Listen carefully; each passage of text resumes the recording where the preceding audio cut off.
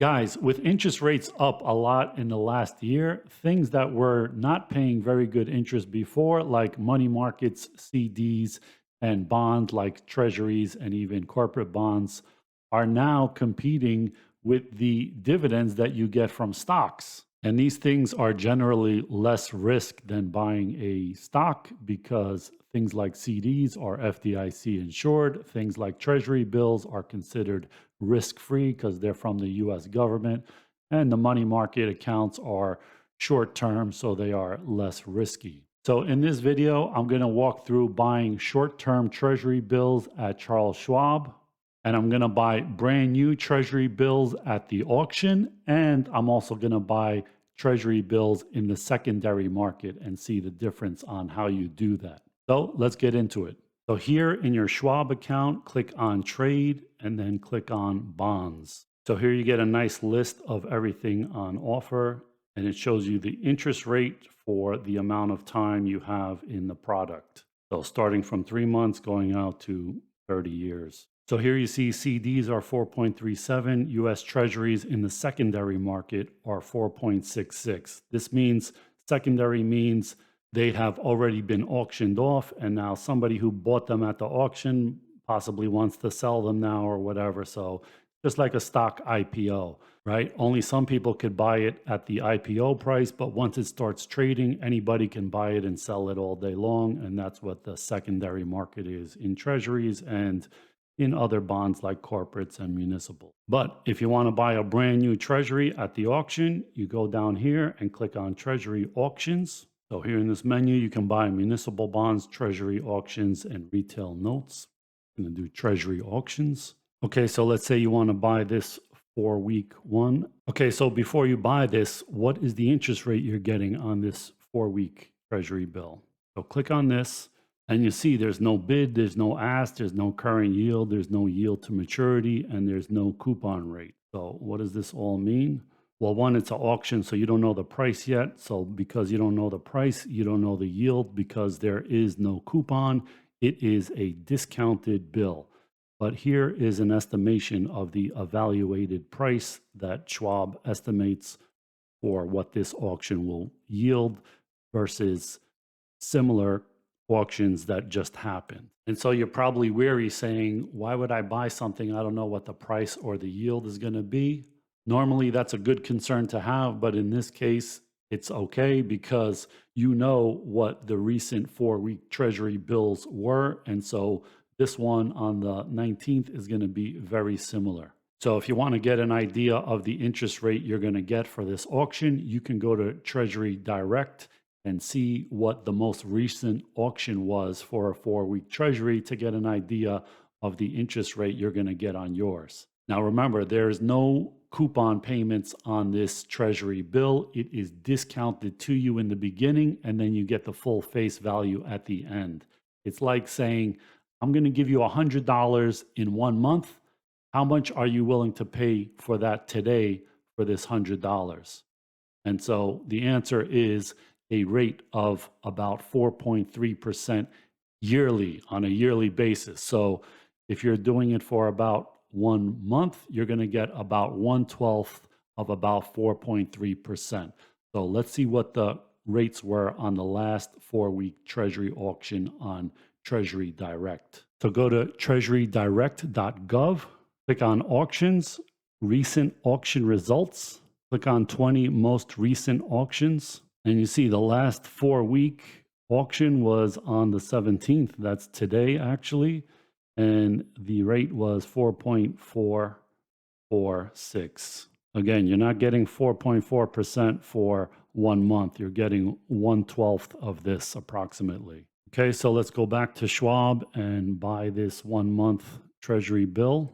And so put in the amount you want to buy. If you want to buy $1,000 worth, do not put in 1,000 in here because this is in thousands already. You see the comma with the 3 zeros? So don't make that mistake. If you want to buy 1,000 worth, just put in 1, and that's 1,000 in face value. And they have an option to roll over, right? So what that means is in 4 weeks, when your bill matures, they can put you in another 4-week Treasury bill auction automatically without you having to do anything. This is very good if you don't want to have to keep coming back here, but I'm going to keep it no right now. Now notice the order type and the timing, you have no control over that. Market order only and day only, right? Because you're putting in your order for the auction. So you can't put a limit order and specify a price or anything like that. You're going to get the best price at the auction. So click on review order, right? Auction date 19th, maturity date 21st of February, estimated total cost 1,000. It's going to be less than 1,000 because 1,000 is what you're going to get at the end. Something less than 1,000 is what you're going to pay right now. That's the discount. And so by submitting a non-competitive bid, you agree to accept the interest rate at the auction. It is possible that rates on treasuries purchased at auction could be negative, resulting in a loss to you. So this is put in here because there was negative yielding treasuries. That's not the case now. So don't worry thinking that the auction that happened today was at 4.4 and the auction that happens in 2 days is somehow going to be a negative interest rate or something like that. That's obviously not going to happen. So, okay, so here's the confirmation. Now let's go buy some treasury bills in the secondary market. So click on menu, trade, bonds. So now we're back to this screen and we're going to click on treasuries 3 months, which includes 3 months and less. Now, let's put some search criteria in here to weed out some things. Because one, some bonds have $25,000 minimum purchases. You don't want to see the yields on that because you get a better price the more you buy. So let's see if we can modify it just with a $1,000 minimum price. So face the value, 1,000 minimum. Show quotes, buy or sell, or both buy and sell. I want to see both of them just so you can see the spread on bonds. They're kind of big. Bond type, you could do treasuries, corporates, municipals, agencies, all of that. Stick with treasuries. Maturity date, April 2023 to May 2023. Let's do everything from February to May. So minimum yield to worst is not included in this, but what exactly does it mean?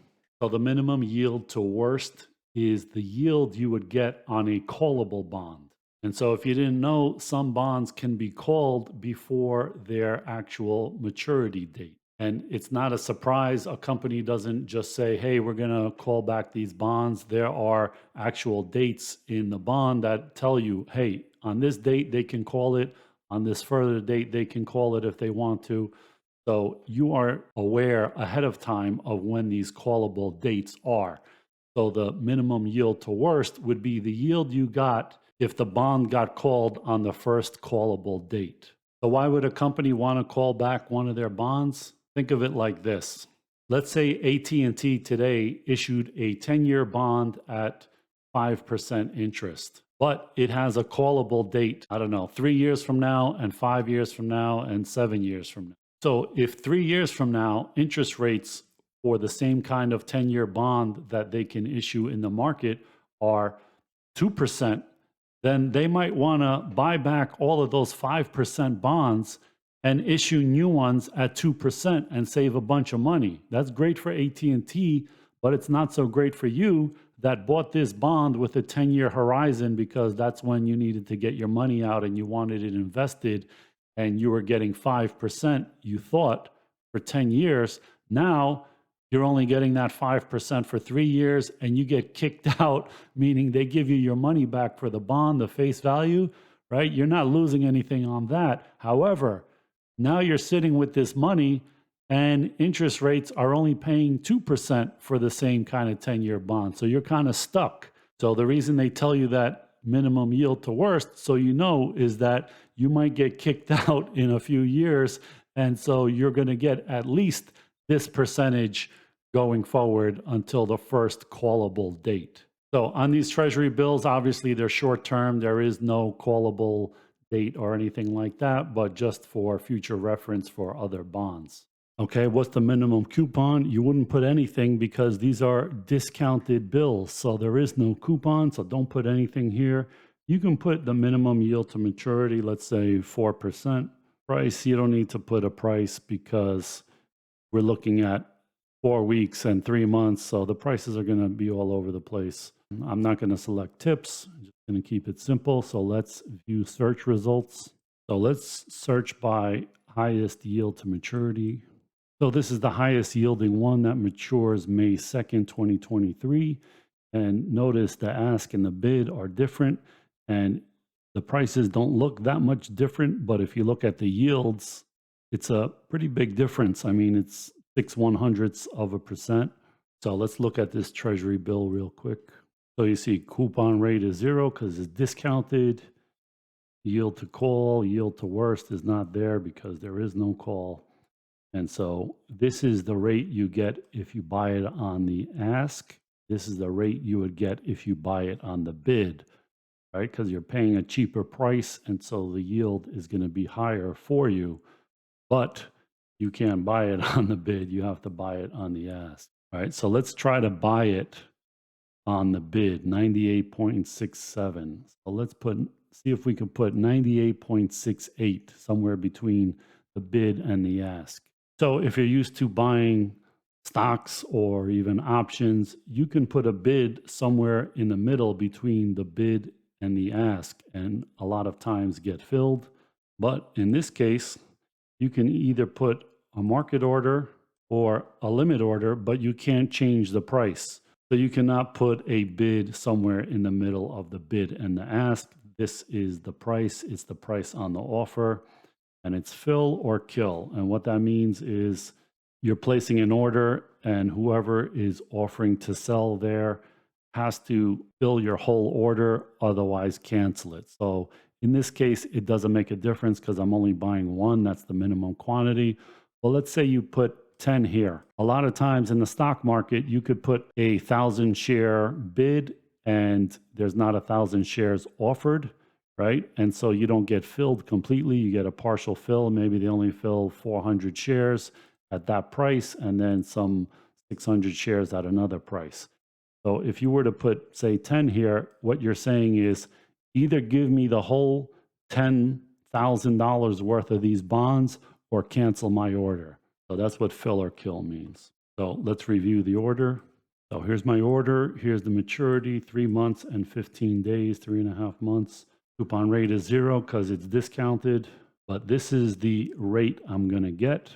And obviously it's not what I'm going to get. I'm going to get about 1/4 of this because I'm only in for 3 months and 15 days. So if you want to know exactly how much you're going to make, just take $1,000 and subtract 986.96 from this, and that's going to be a whopping $13 about. And if you want to check the math to see how that works, how you're actually getting 4.639%, let's take a look.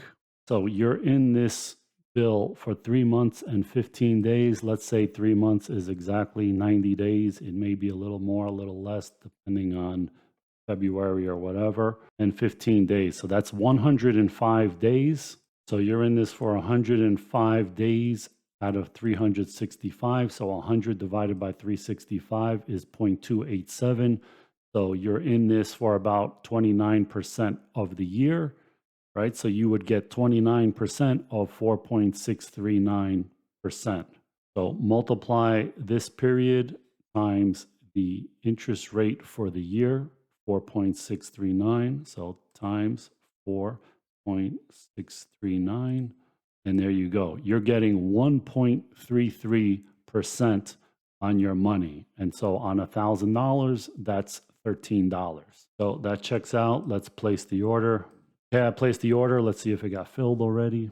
Okay, here's the order. It already got filled. And here is my Treasury auction order at the market. It's still open because the Treasury auction hasn't happened yet. So guys, that's how you buy Treasury bills at the auction and in the secondary market on Schwab.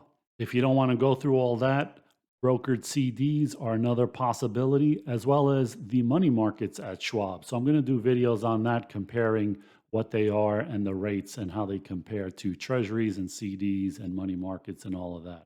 I hope you like this one. I'll see you in the next one. Thanks for watching, guys.